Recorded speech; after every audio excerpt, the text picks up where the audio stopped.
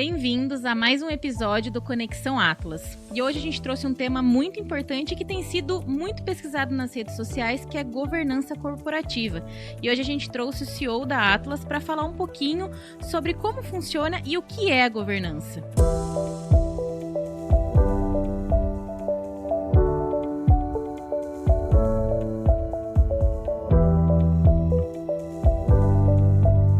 Seja bem-vindo, Vanderlei. Muito obrigado pela presença. Mais um podcast aqui, mais um mês de Conexão Atlas. Boa noite, Laís. Obrigado aí pelo convite. E esse é um tema realmente assim que a gente tem percebido um grande interesse por parte aí dos empresários, né? E a primeira questão é a gente tentar conceituar a governança corporativa, né? Então, se você perguntar para um advogado que milita na área societária, ele vai ter uma perspectiva da governança. Se você falar com um contador, ele vai ter uma outra perspectiva da governança. Se você falar com um empresário, ele também vai ter uma perspectiva da governança. Você vê como a governança ela é abrangente. Mas para a gente não ficar aqui tratando do olhar de cada uma dessas pessoas importantes no contexto da governança, eu trouxe aqui um olhar, né? E aí eu consultei aqui a IA, não para ela me dar uma definição, mas ela trazer uma definição do Instituto Brasileiro de Governança Corporativa, que é o IBGC. Então o IBGC ele é o precursor da governança no Brasil. Isso nasce na década de 90, a partir do movimento de abertura da economia brasileira. Então as empresas precisavam se modernizar em suas gestões, empresas abrindo capital, com regulações, então a gente emprestou isso dos americanos, dos ingleses e trouxemos para o Brasil. E o IBGC nasce de uma iniciativa de empresários e hoje é uma instituição muito reconhecida e ela que veio ditando todas as normativas e todos os olhares a respeito da governança. Então, na definição do IBGC sobre o que é governança corporativa, o IBGC traz assim, governança corporativa é o sistema pela qual as empresas e demais organizações, quando estiver falando, por exemplo, de uma organização do terceiro setor, como essas organizações são dirigidas e monitoradas, né? Isso envolve o relacionamento entre sócios, um conselho de administração, uma diretoria, órgãos de fiscalização, controle e demais partes interessadas. E o IBGC ele tem um código de boas práticas de governança. Ele tem um material muito rico. Aliás, quem puder, baixe no site do IBGC, que tem os códigos, e ele é atualizado de tempos em tempos. Ele está na 6ª edição, o código de recomendações do IBGC. Ele tem alguns pilares da governança. Então, a governança ela preza pela transparência. Então, como você dá transparência dentro da organização. Ela preza pela equidade, como você trata as diversas partes interessadas. Então, imagina um sócio que tem 80% de participação na empresa e o outro que tem 20%. Evidentemente que esse de 80% tem maiores poderes de tomada de decisão. Porém, contudo, o minoritário precisa ser participado, ele precisa estar envolvido, ele precisa poder ter o direito não só de votar, mas de falar e de ter acesso à informação. O aspecto da prestação de contas, né, que aí a accountability, que aí entra o papel muito forte, importante daqui já fazendo uma conexão com a contabilidade, porque é onde você consegue traduzir os resultados das empresas através de uma boa prestação de contas, através de bons controles. Você imagina, depois a gente vai falar mais adiante, né, de uma empresa familiar, 3 sócios ou 3 sócios de famílias diferentes, e é comum que você vai ter alguém que cuida da administração, é comum que você vai ter alguém que cuida de vendas, e é comum que você vai ter alguém cuidando da operação, seja uma indústria, seja um comércio, enfim. E é um barato, que o que você vê na prática é o que cuida da administração sabe o que rola e tem ali os seus controles, o que cuida da produção sabe o que acontece, o que cuida de vendas sabe o que está acontecendo, nem sempre todos sabem, mas quando você fala do resultado econômico, patrimonial da empresa, nenhum deles sabem. Então aí a contabilidade vem para colocar todos esses sócios aí na mesma página. E tem um olhar da responsabilidade corporativa, porque não à toa a razão social, a empresa ela tem um objeto social. né? Então não é apenas você abrir um negócio para gerar um resultado financeiro. Você tem responsabilidade com pessoas que você emprega, você tem responsabilidade com questões ambientais, você tem responsabilidade para com a sociedade. Então uma empresa que tem um olhar orientado à governança, ela preza por isso. E o IBGC trouxe na última versão deles também um olhar da integridade. Porque tem se batido muito naquilo, né? Você faz o que você fala. Porque é bonito ter governança no papel, mas você faz ela acontecer na prática. Então aí traz um olhar de integridade, que é a empresa praticar aquilo que ela preconiza, né? Então aí trazendo aí uma definição aí da governança corporativa. E aí quando você vai para um olhar, legal, governança corporativa é isso, logo se vê em mente o quê? Uma grande empresa que precisa de um conselho de administração, que tem uma diretoria, tem toda uma estrutura organizada em torno disso. E aí a pergunta que vem, né, é assim, mas e aí, como é que é isso na prática e de fato funcionando numa empresa familiar? Que nem sempre é no tamanho dessas proporções e tem essa estrutura como outras empresas. Sim, e que representam mais de 90% das empresas existentes aqui no Brasil, né? Então aí a coisa começa a complicar um pouquinho mais, mas ao mesmo tempo você sempre tem soluções para essas questões que já foram pesquisadas, evoluídas. Então, o grande estudioso desse assunto que preconizou a governança aplicada à empresa familiar é John Davis. Então ele traz o conceito, ele traz metodologias e ele traz um olhar da governança para a empresa familiar. Por quê? Porque você tem a empresa, de um lado, você tem o aspecto da família e você tem o aspecto do patrimônio. E essas três coisas, elas às vezes se misturam muito. Então, como que você tem um olhar apreciativo disso para que você consiga tratar em harmonia esses aspectos? Então, quando uma empresa familiar nasce, geralmente ela nasce de uma iniciativa. Você é uma empreendedora, né? E aí mistura-se tudo. Você é o patrimônio, você é a pessoa, a família e você é a empresa enquanto gestão. Mas à medida que a empresa vai evoluindo, ela cresce, ela precisa se organizar e muitas vezes ela muda de ciclos e começa até a introduzir novos familiares. Então a importância da gente começar a olhar, né? E aí eu pego um exemplo da própria Atlas. Ela nasce com o seu Robson Bianchi, então ele era tudo, né? Ou seja, aí ele traz os filhos que estão no mesmo núcleo de família. Quando os filhos casam, você passa a ter 3 núcleos de família. E quando vem um sócio estranho à sociedade, eu fui o primeiro, e vem com mais um outro núcleo de família. Então você percebe que tem cultura, valores e que vem dessas famílias e como que isso tudo vai se organizando dentro dessa empresa, né? Dessa organização. Entendi. E quando a gente fala disso, quando a gente fala de organizar, como que a gente vai trabalhar com essas questões para a importância da governança quando a gente fala no quesito do pilar do patrimônio, que você trouxe esses 3? Qual que é a importância disso para isso, né? Primeiro, num olhar patrimonial, você precisa já ter uma visão de separação, né? E entra na contabilidade também o princípio da entidade. Então, cara, não mistura finanças pessoais com finanças da organização.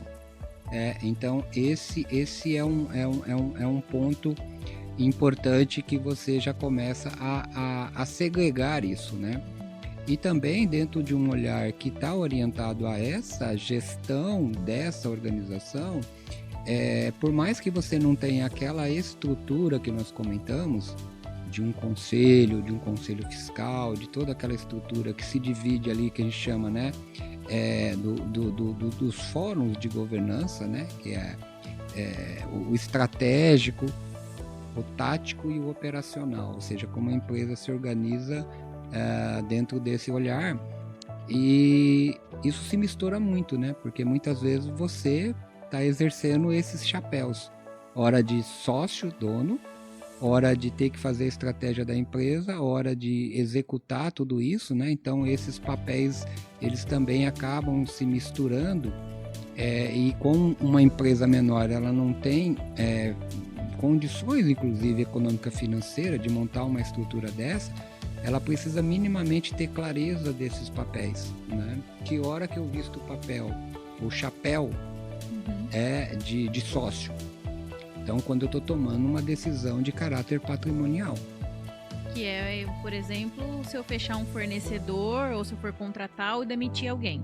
Não, aí entra a gestão. Mas quando eu vou decidir se, por exemplo, eu vou fazer um investimento, aí é uma decisão patrimonial. Entendi. Por exemplo, eu vou abrir uma nova fábrica, eu vou aumentar o capital da minha empresa, eu vou admitir um novo sócio. Então essa é uma decisão de caráter patrimonial, é uma decisão de sócio. Se eu vou contratar alguém, é uma decisão mais da gestão. Então, se eu tenho ali um gerente, teoricamente ele teria autonomia para poder contratar pessoas, né? Não precisa do sócio dono ter que decidir sobre. O que precisa é ter políticas que norteia aquela atividade. Então, percebe como é uma linha muito tênue, né? Porque você falou muito dessa questão de vestir chapéus, né? E a gente acaba vivendo, porque eu acredito que grande parte dos brasileiros investem em alguma coisa, tem alguma, né, trabalho nesse empreendedorismo, isso vai virar de família. E quando a gente fala de criar essas categorias, né, da gestão, de patrimônio, que a empresa sabe que ela precisa investir nisso? Porque muitas vezes, Vanderlei, as pessoas têm, minha empresa é pequena, minha empresa não vai crescer nesse tanto, eu vou ficar só nesse quadradinho aqui. Quando que eles entendem que precisa investir nisso e ter essa visão estratégica? Porque eu mesma acabei de olhar e falar assim, não, para mim isso era uma ação patrimonial, mas não, é de gestão. Então, claramente já fica bagunçado de como a gente vai organizar isso dentro da empresa, né? Aí tem dois aspectos, é aquele ditado, você veio pela consciência ou pela dor. E aí é o grau de maturidade. Tem empresas e empresários que acabam conseguindo ter uma percepção e uma consciência do quão isso é importante e faz isso mais rápido. E tem empresas que vêm pela dor. Então, por exemplo, onde salta aos olhos a questão da necessidade de uma estrutura mínima de governança, numa passagem, por exemplo, de geração. Por quê? Porque o fundador, é o que eu falo, ele senta na ponta da mesa, ele toma as decisões, ele assume os riscos, mas você imagina que ele tem 2 filhos, e esses filhos vêm para trabalhar na empresa, percebe? Vem 2 núcleos de família que tem suas noras, que tem seus filhos e que todo mundo gosta de dar pitaco. E seus interesses totalmente diferentes. Então, por exemplo, aí já nasce uma necessidade de ter um acordo de sócio, um acordo de acionista, definindo algumas regras. E aí a frase clássica do Vanderlei. Amigo, regras claras, amigo para sempre. Exato, regras claras, amigo para sempre. Aí entra muito o olhar jurídico, inclusive, de modelagem de acordos, de documentos, de políticas, através de um olhar orientado à necessidade da empresa, levando também em consideração ali aquelas pessoas e partes interessadas. E tem um outro aspecto que diz respeito à própria gestão, né? A necessidade que a empresa vai tendo de aprimorar a gestão. Então, se eu começo a ter essa necessidade, começo a ter um olhar estratégico, então, por exemplo, quando uma empresa começa a implementar um planejamento estratégico, dando diretrizes de como as coisas precisam ser feitas, ela já está, de certa forma, desenvolvendo governança. Então, é muito relativo. Isso do ponto de vista, o quanto antes melhor, mas muitas empresas esperam muito tempo. E tem empresas que vai fazer isso já numa situação extrema de sucessão, onde os sócios estão ali à frente do negócio, já estão muitas vezes com uma idade avançada, e não preparou sucessão, e aí precisa introduzir tudo isso de uma forma mais acelerada, E é um processo muito complicado, né? Então também tem esses fatores até relacionados aí o planejamento da sucessão, né, desse sócio. E aí a gente começa a ver aquelas frases do mas sempre foi feito assim, mas eu sempre organizei dessa forma, mas sempre a gente, né, escolheu assim. E aí entra essas questões e eu acredito que esse seja um dos primeiros desafios que as empresas têm quando a gente fala de instaurar a governança. Não sei se a gente pode falar assim. Exato.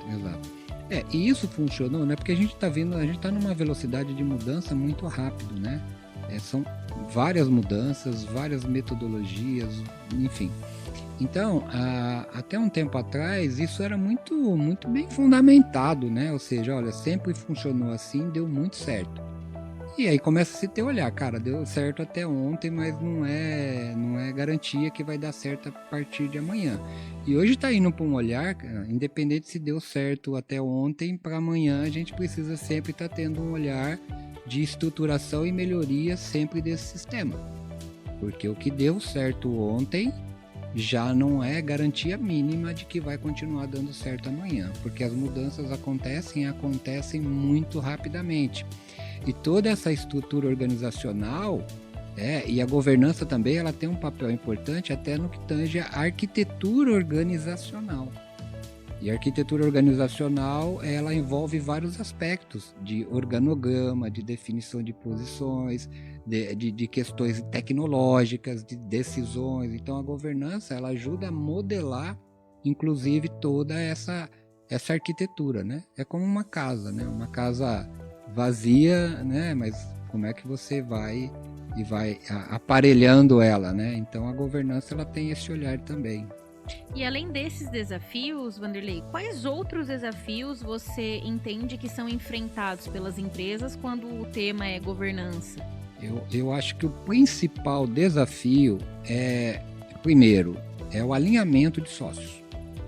Esse é o principal, porque eles que são os patrocinadores, eles é que vão servir como referência e eles que vão conseguir implementar.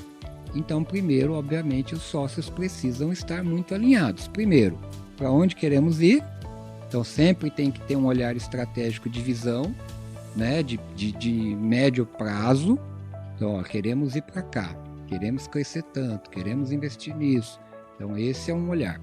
E aí entra um olhar de alinhamento dessas expectativas. Você quer crescer 30, mas o sócio quer crescer 5. Né? Preciso trabalhar 40 horas semanais, mas o sócio está a fim de trabalhar 5. Eu espero que o meu sócio tenha essa entrega, mas ele está entendendo que as entregas dele são outras. Então, o alinhamento de expectativa, os valores que esses sócios têm, que é o acordo daquilo que é aceito, aquilo que não é aceito, por exemplo. Vamos pegar um exemplo, às vezes, de práticas do dia a dia, né? Seja lá alguma premiação, seja brindes, seja, por exemplo, um assunto mais relevante, de permitir que filhos ou parentes trabalhem ou não na empresa. Você imagina, você tem um sócio, você combinou com ele ser sócio. Aí um belo dia ele chega com o filho dele lá e fala assim, a partir de hoje o João vai trabalhar com a gente. Espera aí, nós combinamos isso? Será que vai dar certo?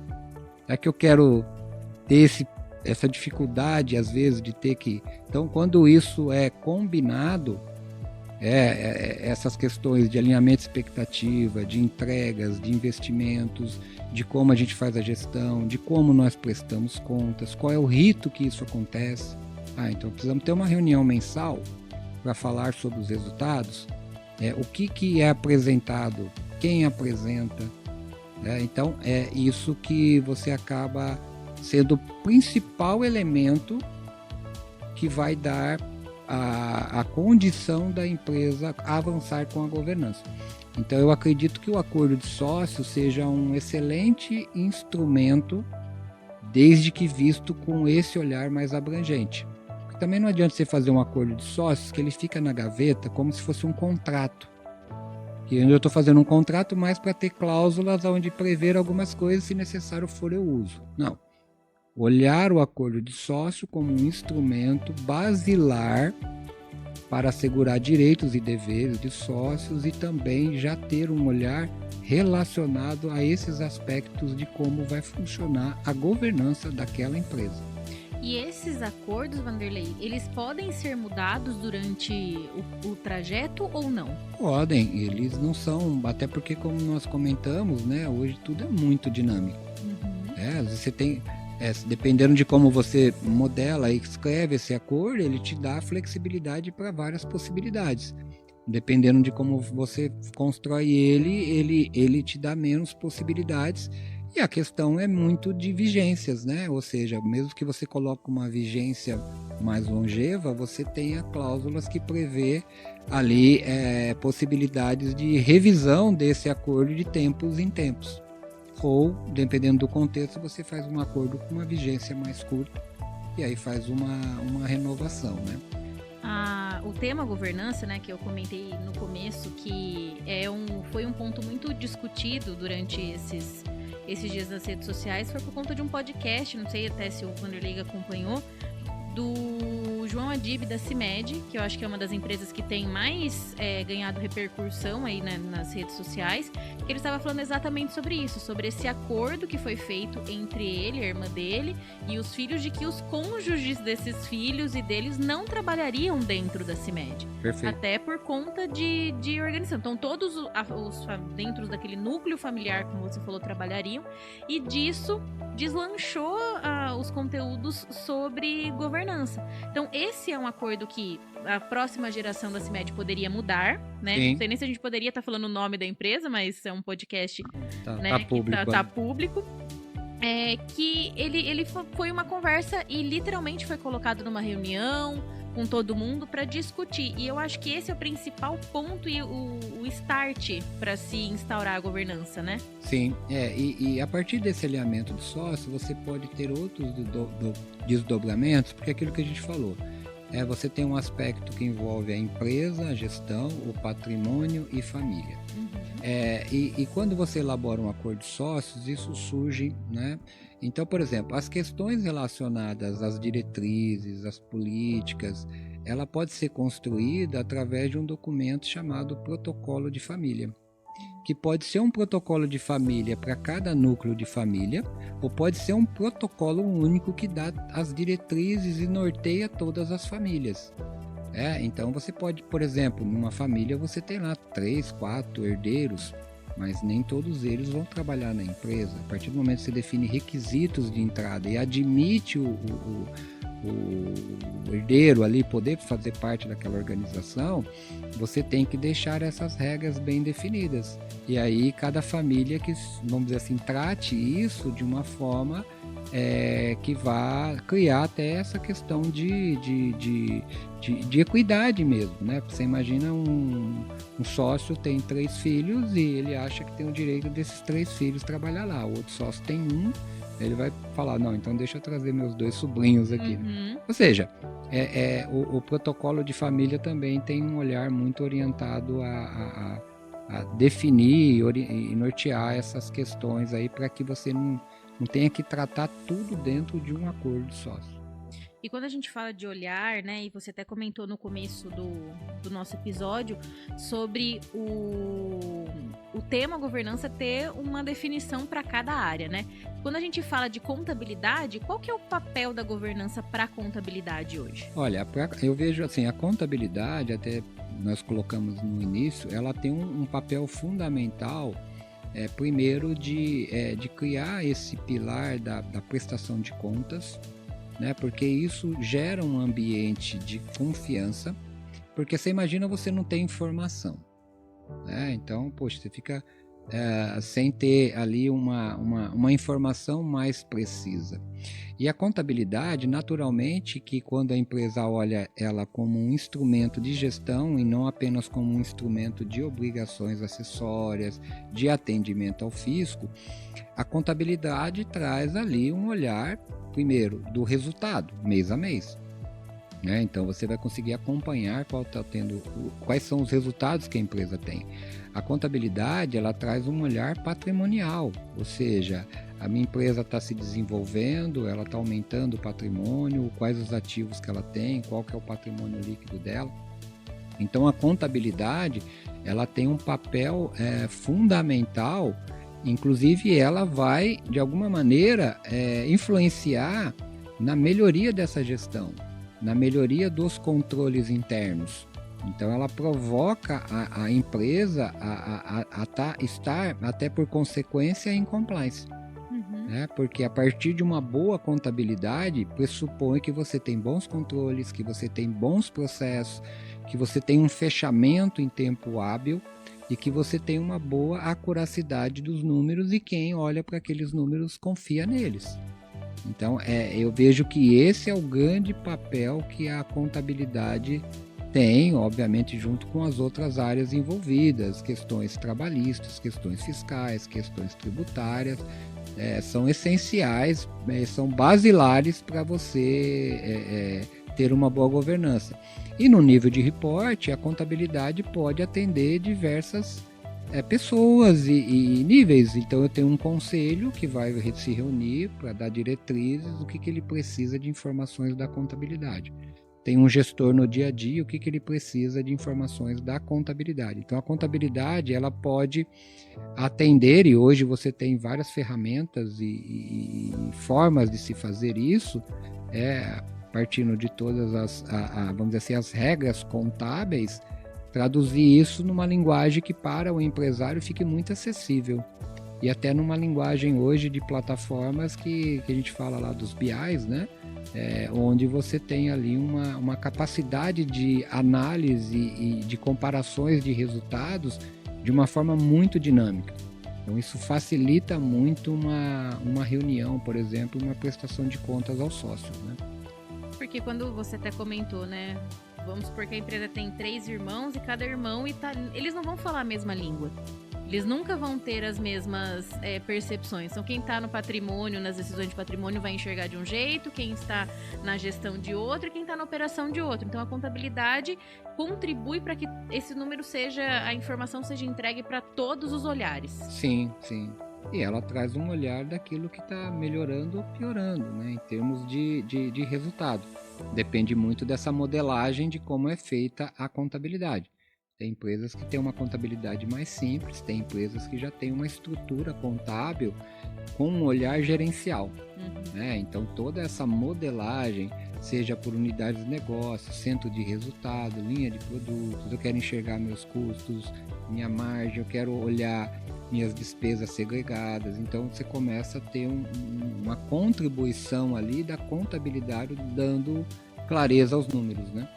E quando a gente fala de clareza, né, e até mesmo do posicionamento da Atlas, como que na verdade, como que a Atlas ela está incorporando as práticas de governança na estratégia diária da Atlas hoje? Legal. Nós, dentro desse processo de evolução, né, então nós já estamos indo para uma revisão de acordos nossos de acionista, né? E a gente vem investindo muito nessa questão da governança. Então, hoje a Atlas já conta com um conselho, já temos conselheiro de fora, né? No caso, uma conselheira, justamente para trazer um olhar, né, complementar de fora ali do ambiente.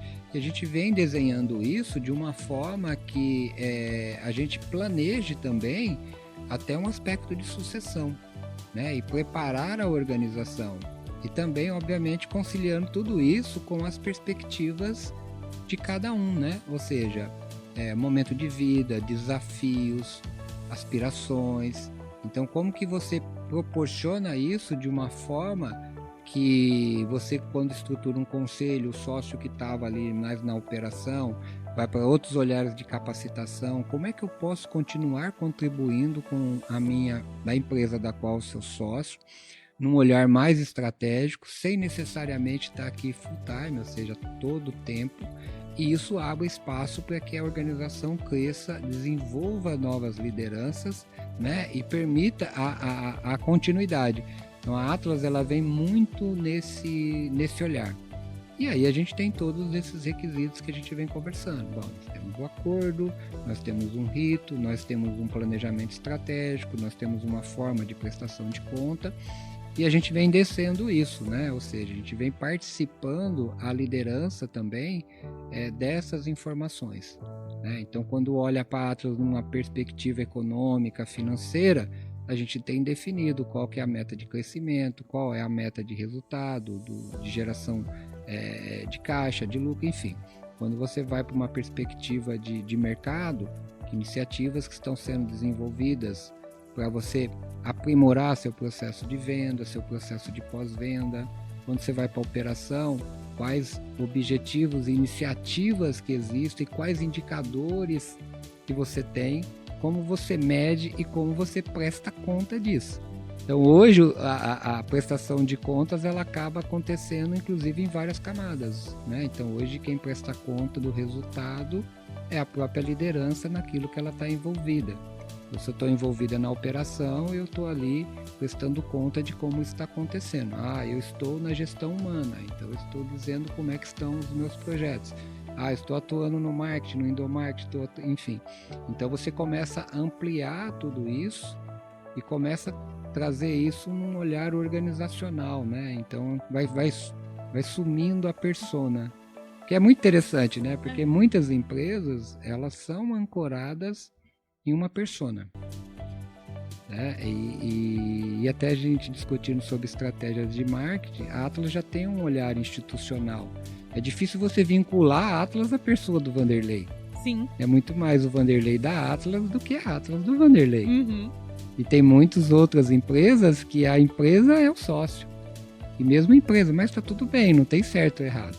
Mas dentro do olhar institucional e dentro do olhar até desse desenvolvimento que a Atlas vem tendo, esse elemento pessoalidade ele vai ficando menos importante e o institucional vai ficando mais importante. E quando que a Atlas entendeu a necessidade de reorganizar esse processo de governança, até mesmo dos acordos, né? Como que vocês entenderam, até mesmo para trazer para as empresas esse olhar de eu já tenho, então eu estou tranquilo, mas talvez ele poderia olhar, como que foi isso? Olha, isso nasce lá atrás, já, a partir do momento que a Atlas começa a introduzir um olhar de planejamento estratégico, né? Então aí uma iniciativa lá do Marcelo, com o Robinho, com o seu Robinson, onde a Atlas começa a ter os primeiros ciclos de planejamento estratégico. Até ali ela não tinha demandas necessariamente ali de governança, porque aquilo que eu comentei, está no núcleo familiar. Nós estamos juntos e final de semana nós estamos conversando juntos. Então os assuntos são tratados. A partir do momento que num planejamento estratégico você fala, para nós continuarmos crescendo, nós vamos ter que incorporar novas competências.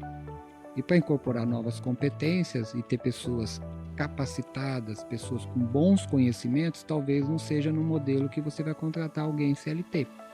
Você vai ter que fazer novas alianças, novas parcerias, e aí que nasce esse olhar. Começam a ser introduzidas na sociedade pessoas estranhas à sociedade.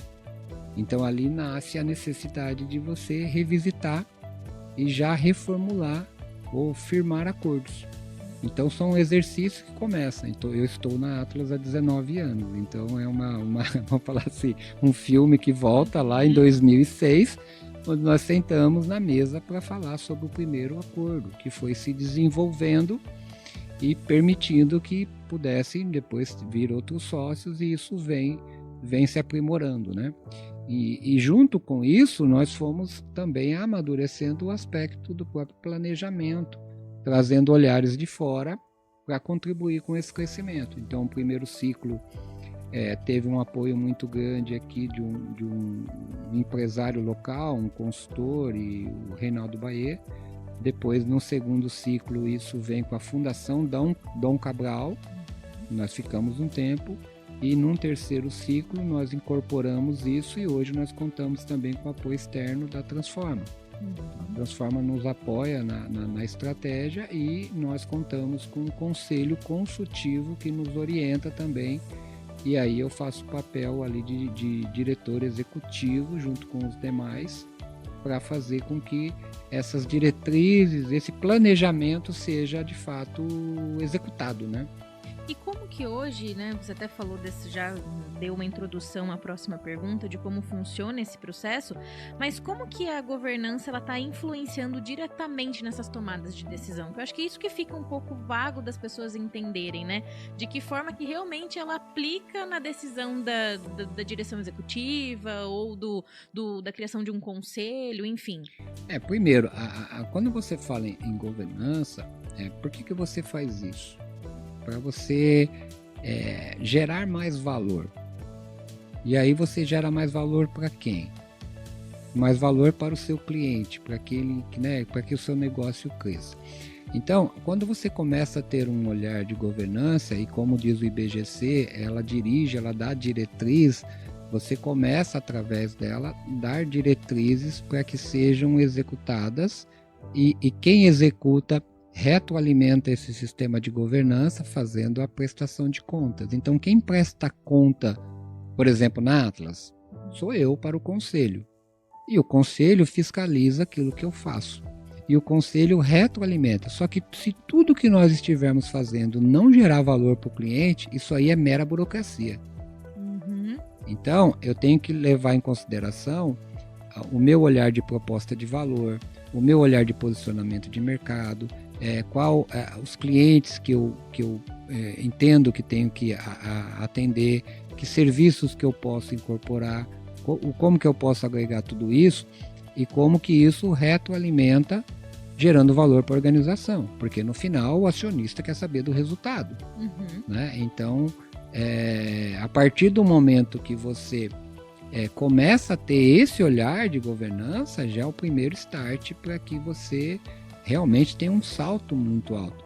E quando você olha, por exemplo, vamos falar num processo de M&A, de aquisições, uma empresa que tem uma estrutura de governança bem definida e que isso é apreciado no negócio, ela vale muito mais do que uma outra empresa. Porque esse é um ativo, entre aspas, intangível muito rico. Uhum. Por quê? Porque ela tirou, inclusive, um grau de dependência muito grande, muitas vezes, de um sócio. Porque o negócio pode valer muito a depender daquela pessoa. Você tirou aquela pessoa, deixa de existir negócio. Então, esse olhar, ele vem justamente para criar na empresa toda essa estrutura, toda essa organização, para ela gerar mais valor, e a partir daí ela consegue naturalmente aumentar o valor dela, né? O valuation dela, né? Então a governança contribui muito com isso, e tem estudos que comprovam isso, né? Ou seja, uma empresa com e sem governança, como ela é vista no mercado e como de fato isso agrega valor para ela. E com base nesses estudos, Wanderley, quais são os benefícios assim tangíveis que você consegue passar, né, trazer para a gente aqui hoje, quando a governança ela é bem aplicada para as empresas? O primeiro, assim, do ponto de vista de você conseguir tangibilizar, porque você começa a ter de fato métricas, você começa a ter de fato um olhar a objetivos, você começa a ter um olhar a metas, você começa a ter um olhar a performance, a indicadores que medem isso. Então isso vai se estratificando numa gestão que você tem um domínio e você consegue enxergar aonde tem sempre oportunidades de melhoria. Então a governança ela acaba modelando o sistema de gestão. Então naturalmente a empresa vai ter ganhos com isso. Então você vai as métricas que vão definir são as métricas de resultado mesmo, né? Então é como que a empresa consegue através ali das práticas que ela tem de governança e de gestão melhorar a performance e os números dela, né? E como que hoje, né, falando um pouquinho da Atlas, como que os colaboradores eles podem se envolver e contribuir para essa governança sem ser por essa questão das lideranças que você comentou, né, que eles já acabam entrando ali na prestação de contas, até mesmo na execução, mas como que eles conseguem ter um palpável da governança no dia a dia? E isso vai evoluindo na medida que é em camadas, e é natural que isso aconteça, né? Mas como você vai fazendo com que isso vai sendo feito de forma distribuída, mas não desconexa ou desorganizada?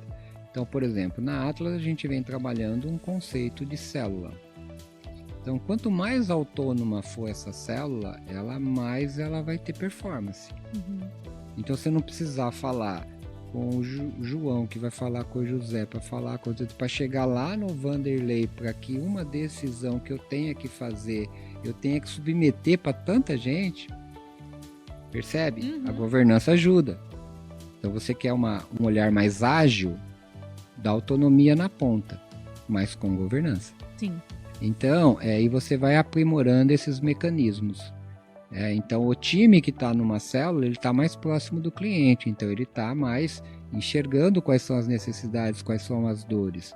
Então, você começa a ter uma oportunidade até de descentralizar algumas coisas. Então, poxa, eu preciso que o RH defina para mim qual é o plano de capacitação dos colaboradores.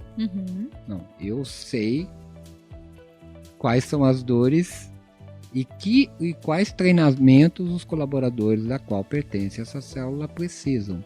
E aí eu faço esse alinhamento e tenho o RH como um apoio muito importante. Mas não necessariamente eu preciso centralizar no RH todas essas questões. E vem várias outras questões do dia a dia. Então, a partir do momento que você começa a envolver a liderança, como nós estamos fazendo, então a gente tem uma reunião com liderança, a gente apresenta o resultado, apresenta a nossa contabilidade, apresenta os números. Então, essa liderança ela já está empoderada do que acontece de forma macro na organização. E à medida que ela vai compartilhando isso dentro do olhar de crescimento, desenvolvimento daqueles profissionais que estão naquela célula, isso começa vamos dizer assim, a permear essa questão da governança, né? Começa a criar uma cultura, né? Por exemplo, uma cultura mais orientada a resultados dentro de toda a organização, onde o pessoal compreende, né, qual que é o objetivo maior. Né? Porque é uma relação de interdependência. Porque se declarar independência, concorda? Sim. Uma célula do corpo, quando declara independência, ela morre. Sim. Né? E o corpo, se tem várias células declarando independência, ele morre junto. Então, o olhar, e é um baita desafio, porque isso entra num aspecto que a governança também, de certa forma, ela acaba chancelando o que eu falei de arquitetura organizacional, de modelos, por exemplo, de qual estrutura organizacional que você entende que é a melhor.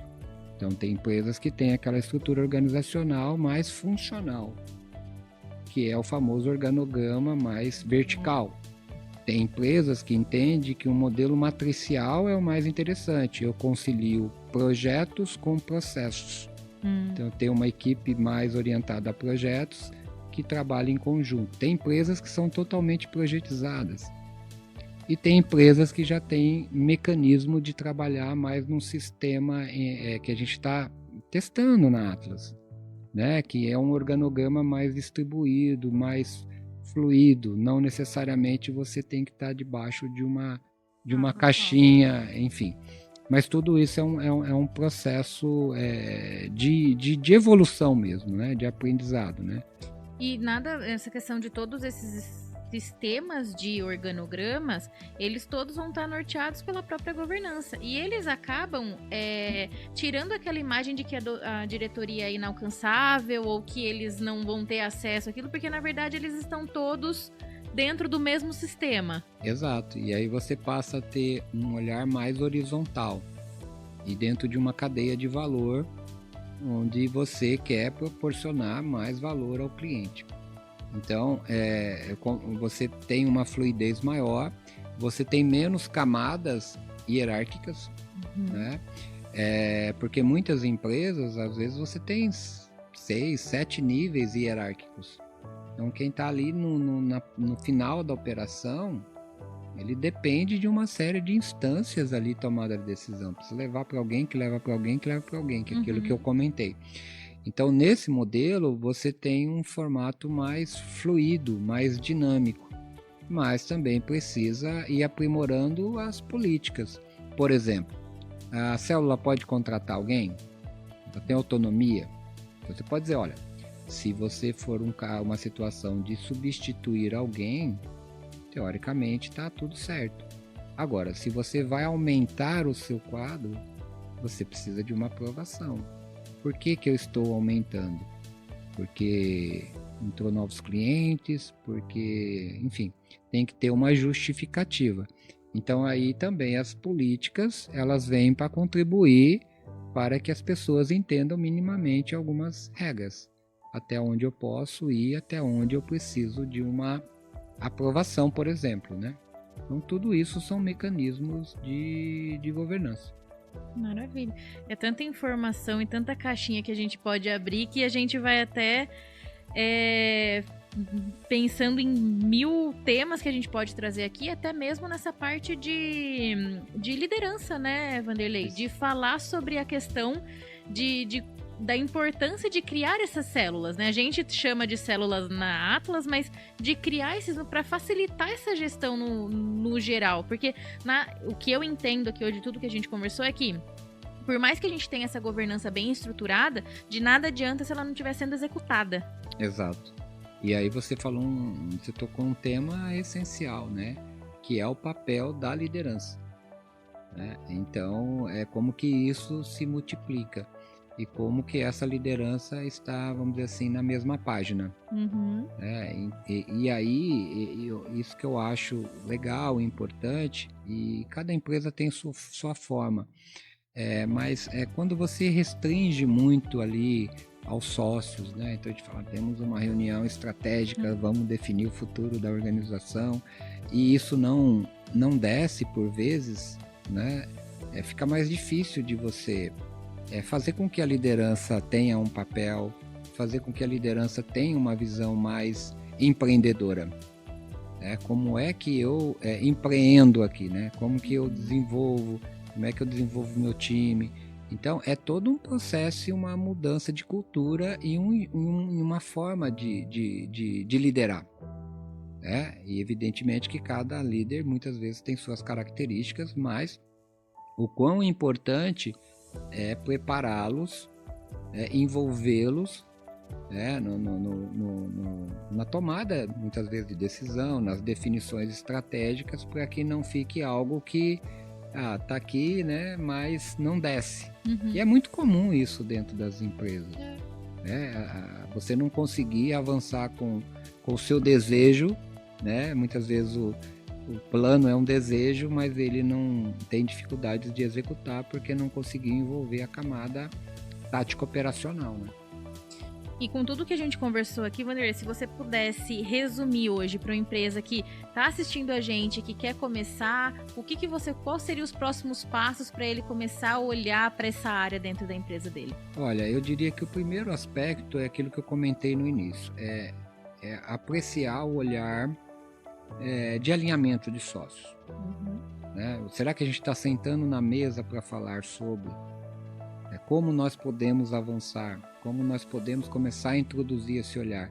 E aí eu brinco que é o sapatinho que cabe no pé. Tem empresas que estão num estágio, a gente chama disso de ativos de governança. Como que eu vou instrumentalizando a minha empresa? Então, tem empresas que ela está no estágio que ela está montando um conselho. Uhum. Tem empresas que estão num estágio bem inicial, que, por exemplo, o acordo de sócios é uma boa oportunidade para começar a falar sobre isso. O importante é não falar sobre isso quando você está brigando. Uhum. O importante é não falar sobre isso quando você está com resultados pífios. Ou seja, não é o momento ideal para falar sobre isso. Mas aí é geralmente quando vai se falar. E aí onde gera as brigas. Mas aí é para lavar roupa suja muitas vezes. Então, quanto antes puder apreciar e levar isso com leveza, entendendo que é uma maratona e não uma corrida de 100 metros. Então, um acordo ele pode ser desenvolvido e aí vai muito desse alinhamento, ele pode ser construído em menos tempo, mas como é que você vai tendo a oportunidade de começar a se reunir. E aquilo que o Raul comenta, né? Faça o que você pode com o que você tem. Então, muitas vezes, eu não tenho ainda uma estrutura de apresentação de resultados como eu gostaria. Tá, mas eu tenho algumas informações importantes que eu posso compartilhar. Então, como que isso começa a se desenvolver dentro de uma cadência, né? Dentro de uma rotina da empresa onde você começa. E aí, dependendo do estágio da empresa, que ele falou, tem que começar com sócios. A empresa já está, não, eu vou envolvendo lideranças. Então, é todo um processo. Então, por exemplo, nós estamos falando de uma jornada, pelo menos que eu participo, de 19 anos. Se nós fôssemos falar, vamos envolver a liderança no processo lá atrás, é impensável. Porque tem muitos aspectos de maturidade, de alinhamento, de evolução. E aí você vai encontrando o momento. Mas o primeiro momento nasce com o sócio. Então esse é o primeiro passo. De muitos. E é uma estrada assim com... tem várias faixas e às vezes você consegue acelerar mais, menos, tem descida, tem subida. E nunca tem uma linha de chegada, né? Não tem um final, é sempre avanço. Maravilha. Acho que você tem mais alguma contribuição sobre esse tema, Vanderlei? Você quer trazer mais algum ponto sobre a governança? Não, eu se fosse queria falar... É um tema assim que tem muito conteúdo para ser discutido. É um tema, para a maioria, ainda relativamente novo, né? Nós estamos aprendendo com tudo isso na prática, né? Então, assim, eu diria que ele é fundamental. Né? Então, é muito importante que o empresário, seja uma empresa familiar ou um empresário ali individual, comece a ter esse olhar o quanto antes possível. E hoje tem muito conteúdo disponível, tem muita informação disponível, né?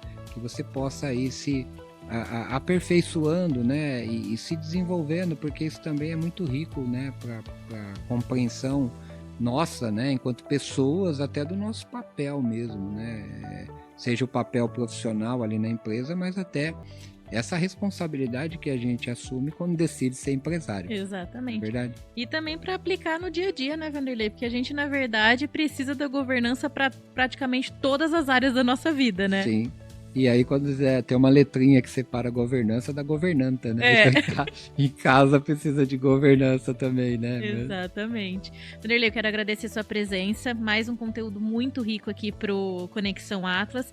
Eu acho que a gente só vem crescendo com os nossos conteúdos. E caso você tenha alguma dúvida ou queira deixar algum comentário, comenta aqui no nosso YouTube ou deixa nas nossas redes sociais que a gente traz esse tema para discutir aqui.